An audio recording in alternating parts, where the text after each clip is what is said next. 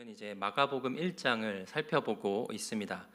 예수님께서는 1장 14절과 15절에서 하나님 나라의 복음을 선포하셨습니다. 그리고 지난번에 16절부터 19절까지 예수님께서 선포하신 하나님의 나라가 우리 가운데 임할 때 어떤 일이 일어나는지 첫 번째 일상의 모습들을 한번 살펴보았습니다. 하나님 혹시 기억하시는지 모르겠지만 하나님 나라가 임할 때 사람들이 주님의 말씀에 사로잡히기 시작합니다. 그리고 그 주님의 말씀에 사람들의 우선순위가 변화되기 시작합니다. 생존 기반이었던 그물에서 사람을 낚는 어부로 삶의 목적이 바뀝니다. 그리고 아버지 세베대라고 하는 평생 보장의 경제적 안정보다 예수님의 부르심이 최고의 가치로 바뀌게 되는 일이 일어납니다. 이것이 언제 일어난다고요? 하나님의 나라가 우리 가운데 임하기 시작할 때입니다. 하나님의 나라가 일상에 임해서 삶의 목적이 바뀌고 그리고 우리의 우선순위가 바뀌는 변화가 일어났다면 오늘 본문에서는 하나님 나라가 눈에 보이지 않는 우리의 마음과 그리고 영적인 세계에 임하여 드러나는 모습을 보여주고 있습니다. 그렇다면 하나님의 나라가 임할 때 어떤 일이 일어나는지 다시 한번 살펴보도록 하겠습니다. 첫 번째는 하나님 나라가 임할 때 껍데기뿐인 종교성이 드러납니다. 회당에서는 오늘 본문 말씀은 어디서 시작되냐면 안식일이고 그리고 회당에서 시작됩니다. 이 회당에서는 서기관들이 하나님의 율법을 가르쳤습니다. 그러나 이들의 가르침은 랍비 누구누구가 이르기를 이렇게 다른 사람의 권위를 빌려오면서 하나님의 말씀을 가르쳤습니다. 하지만 사람들의 삶을 변화시키지 못한다는 그 증거가 오늘 본문에서 발견되고 있는데 반면에 예수님께서는 하나님께서 보내신 메시아로서 그리고 하나님의 아들로서 자신의 권위로 말씀을 선포하셨습니다. 마태복음 5장 21절과 22절을 한번 읽도록 하겠습니다. 옛 사람에게 말한 바 살인하지 말라 누구든지 살인하면 심판을 받게 되리라 하였다는 것을 너희가 들었으나 나는 너희에게 이르노니 형제에게 노하는 자마다 심판을 받게 되고 형제를 대하여 나가라 하는 자는 공회에 잡혀가게 되고 미련한 놈이라 하는 자는 지옥불에 들어가게 되리라. 22절에 보시면 나는 너희에게 이르노니 라고 얘기합니다. 그것은 무슨 말이냐? 예수님께서는 다른 랍비들의 권위를 인용하여서 말씀하시는 것이 아니라 자신의 권위로 말씀을 선포하신다는 의미입니다. 그래서 이 말씀을 들은 사람들이 이렇게 반응하기 시작하는데요. 22절을 한번 보도록 하겠습니다. 무 사람이 그의 교훈에 놀라니 이는 그가 가르치는 것이 권위 있는 자 같고 서기와 같지 아미하니라. 여기에서 놀랐다는 그것은 무엇이냐면 마음을 강하게 사로잡는 충격을 받은 반응입니다. 예수님이 선포하시는 말씀에 사람들의 마음이 지금 그 말씀에 압도당하고 있음을 보여주고 있는 것이죠. 오늘날 우리도 주일에 이 예배당에 나와 예배를 드립니다. 그리고 많은 설교를 듣죠. 그리고 성경 공부에도 많이 참여합니다. 그런데 이렇게 많은 예배들과 집회와 성경 공부들이 있는데 지금 한국 교회는 지금 어느 방향으로 가고 있습니까? 왜 이 한국 사회를 변화시키는 것이 아니라 오히려 교회가 세상으로부터 욕을 먹고 있을까요? 선포되는 주님의 말씀이 성도의 마음을 강하게 강타하는 일을 경험하지 못하기 때문입니다. 또 우리의 믿음이 말씀에 압도당하는 그런 경배의 경험이 없기 때문이죠.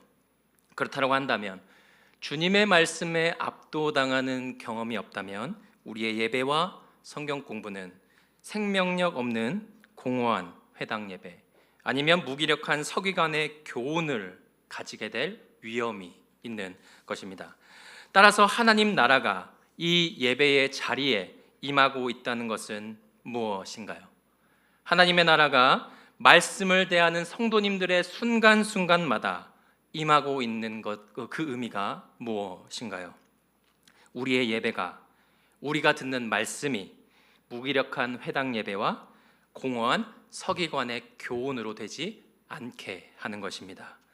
우리의 신앙이 종교가 되지 않고 형식적인 신앙생활이 되지 않도록 경계하는 것입니다. 그것을 위해서 우리는 예수님의 권위에 엎드리는 마음을 가져야 하는 것이죠. 하나님 나라가 예배를 드리고 말씀을 대하는 모든 성도님들의 마음에 임하기를 축복합니다. 권위 있는 주님의 말씀이 우리 안에 무기력하고 형식적이 되어가는 종교성을 깨트려 우리 성도님들의 마음을 강렬하게 사로잡으시는 은혜가 있기를 축복합니다. 두 번째로, 하나님의 나라가 임할 때에 성도의 영적 억눌림이 풀려납니다. 하나님의 나라가 주님의 말씀을 통해 임할 때에 성도를 얽어맺는 영적 억눌림의 정체가 드러나는데, 그 억눌림이 지금 주님의 말씀에 굴복하는 것을 우리가 보게 됩니다. 본문에서 주님의 말씀이 선포되자마자 그 회당 안에 숨어있던 어둠의 권세가 실체를 드러내는데요, 그것은 귀신, 즉 그 종교의 껍데기 안에 숨어있던 더러운 영이 정체를 드러냅니다. 오늘 본문은 안식일에서 유대인들이 가장 거룩하게 여기는 회당에서, 그리고 하나님의 말씀이 가르쳐지는 그 회당에서 어떤 상황이 벌어지고 있나요? 귀신 들린 자가 그곳에 지금 있다고 지금 기록되어 있습니다. 이 사람은 자신의 통제권을 완전히 더러운 영에게 강탈당한 상태라고 볼 수 있습니다. 그렇다면 오늘날 이러한 영적 강탈은 어떻게 일어나는가? 먼저 짚고 넘어가야 될 부분이 있는데, 그것은 조현병처럼 중증 정신증은 약물 치료가 필요합니다. 그리고 우울증과 조울증의 기분 장애, 공황 증상과 극도의 불안 및 강박 증상, 스트레스 등 이것은 심리 상담 치료와 약물 치료가 필요하기도 합니다. 무슨 말씀을 드리는 거냐면, 모든 것을 함부로 귀신 들림으로 여기지 말아야 한다는 것입니다. 모든 것을 귀신 들림으로 몰아서는 안 되지만, 그러나 분명한 것은 성경은 하나님을 대적하게 하는 악한 영의 역사가 있다는 것을 우리에게 들려주고 있는 것이죠. 악한 영의 역사는 내면의 깊은 상처나 정신적인 결핍이나 과도한 집착으로 이 사람 안에 무너진 틈을 파고듭니다. 성경은 어둠의 권세가 인간에게 역사하는 방식을 두 가지로 설명하고 있는데요, 먼저는 사람을 충동시키거나 미혹하는 방식이 있습니다. 역대상 21장 1절을 읽어보도록 하겠습니다. 사탄이 일어나 이스라엘을 대적하고 다윗을 충동하여 이스라엘을 계수하게 하니라. 하나님이 주신 은혜를 다윗은 군사들의 현황을 세면서 자신들의 권세와 힘을 확인하고자 했습니다. 사단이 다윗의 자만을 충동하여 하나님의 은혜를 잊어버리게 하는 선택을 하게 충동하였던 것이죠. 그 다음 요한복음 13장 2절을 한번 읽어보도록 하겠습니다. 마귀가 벌써 시몬의 아들 가롯 유다의 마음에 예수를 팔려는 생각을 넣었더라. 가롯 유다는 어떤 사람이었습니까? 예수님이 지금 가시는 길이 자기가 생각했던 메시아의 모습과 일치하지 않자 예수님을 종교 지도자들에게 넘겨주려고 하고 있습니다. 그것은 무엇이냐면, 사단이 유다가 예수님에 대해 가지고 있는 극도의 불만을 부추겨서 예수님을 팔 생각으로 이어지게 하고 있다고 성경은 기록합니다. 즉 다윗과 가롯 유다는 어둠의 권세에 완전히 통제당한 사람들이 아니라 충동과 미혹에 의해서 자신의 의지를 가지고 예수님을 그리고 하나님을 대적하게 만드는 선택을 하게 했던 것이죠. 그 다음 귀신 들림의 방식이 있습니다. 오늘 본문에서 귀신이라는 단어는 더러운 영입니다. 귀신 들림은 본문에서는 더러운 영 안에 있다라고 표현되고 있는데, 그것은 무엇이냐면 지금 이 사람은 귀신의 지금 지배하에 있다라고 하는 것이죠. 사람의 의지가 동조하는 단계를 넘어서 악한 영이 사람의 인격을 완전히 장악한 상태입니다. 이거 어떤 사람이 차를 운전하다가 강도를 당했습니다. 그런데 갑자기 이러한 일을 당했을 때 우리는 놀라고 두려워서 몸이 굳어버리죠.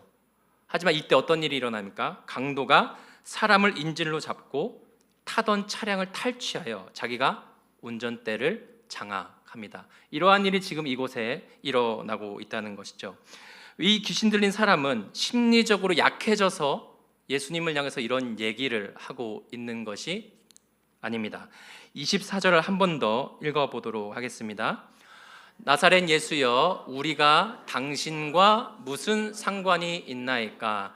우리를 멸하러 왔나이까? 나는 당신이 누구인 줄 아오니 하나님의 거룩한 자니이다.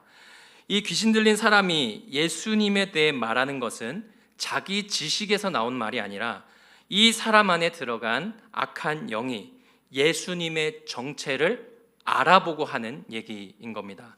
따라서 오늘 본문에서 나타나는 악한 권세에게 지금 장악당하는 것은 심리적인 상처와 충격으로 인해 헛소리를 하는 정도가 아닙니다. 인격과 의지가 완전히 무너진 상태에서 더 악한 영이 들어와 사람의 인격을 강탈당한 사건입니다. 심각한 영적 억눌림과 영적인 매임의 상태를 극도로 지금 보여주고 있는 것이죠. 그 상황이 지금 어디에서 일어나고 있습니까? 회당 안에서 일어나고 있습니다. 하나님의 율법이 가르쳐지는 곳, 하나님의 율법을 해설해주는 서기관이 있는 그 거룩한 회당에서 귀신 들린 사람이 있는 상황이 발생한 것이죠. 이것은 껍데기만 남은 종교성을 보여줄 뿐만이 아니라 영적으로 억눌려서 고통당하고 있는 사람을 해결해 주지 못하는 공허한 예배와 무기력한 신앙을 들춰내는 장면입니다. 바로 이 공허하고 무기력한 종교의 현장에 영적으로 억눌려 고통당하는 자가 있는 이곳에 예수님께서 권위 있는 말씀으로 선포하십니다. 25절 읽어보도록 하겠습니다. 예수께서 꾸짖어 이르시되 잠잠하고 그 사람에게서 나오라. 그러자 예수님의 말씀을 통해서 이제 이곳에 하나님의 나라의 치유가 시작됩니다. 26절 읽어보겠습니다. 더러운 귀신이 그 사람에게 경련을 일으키고 큰 소리를 지르며 나오는지라. 사람의 마음을 사로잡으신 예수님의 말씀이 귀신에게도 선포되자 귀신이 그 말씀에 굴복하고 떠나갑니다. 그래서 더러운 영에게 고통당하던 사람의 그 억눌림은 예수님의 말씀을 통해서 치유가 일어나는 그 일이 오늘 본문에서 발생하게 되는 것이죠. 지금 무엇이 이루어지고 있습니까? 세상의 모든 불의와 고통을 회복하시겠다고 말씀하시는 하나님의 나라가 이루어지고 있습니다. 이사야 61장 1절 읽어보도록 하겠습니다. 주 여호와의 영이 내게 내리셨으니 이는 여호와께서 내게 기름을 부으사 가난한 자에게 아름다운 소식을 전하게 하려 하심이라. 나를 보내사 마음이 상한 자를 고치시며 포로된 자에게 자유를, 갇힌 자에게 노임을 선포하며. 따라서 악한 영에게 갇힌 자가 풀려나는 이 이사야의 예언이 지금 예수님의 선포하시는 말씀을 통해서 일어나고 있는 것이죠. 예수님은 인간을 얽매이던 어둠의 권세를 무너뜨리셨습니다. 그리고 귀신에 매여 고통받던 그 사람에게 본래의 온전한 인격과 자유로움을 되찾아 주셨습니다. 이것이 하나님 나라가 우리에게 임할 때 나타나는 영적 해방입니다. 영적인 회복입니다. 그러므로 하나님의 나라가 인간의 마음과 영적인 세계에 임할 때 어떤 일이 나타나고 있습니까?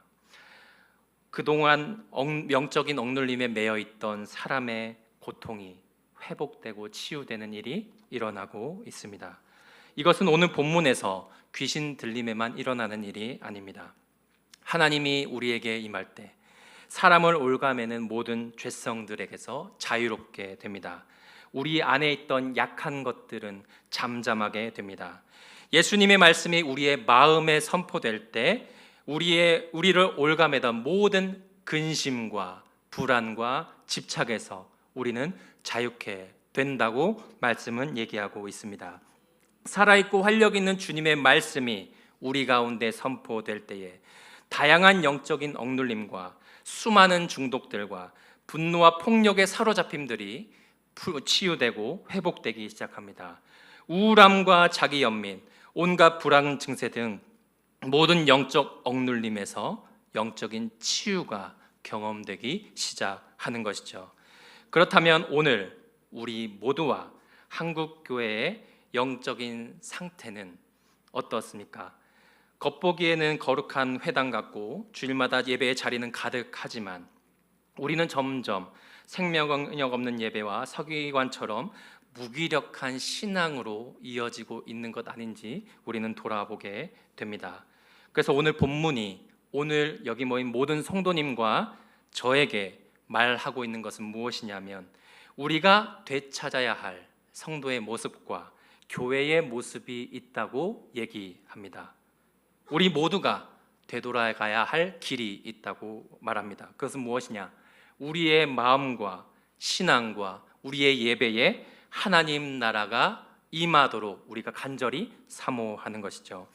이것은 단순히 사람이 많아지고 활발한 분위기가 살아나는 것이 아닙니다.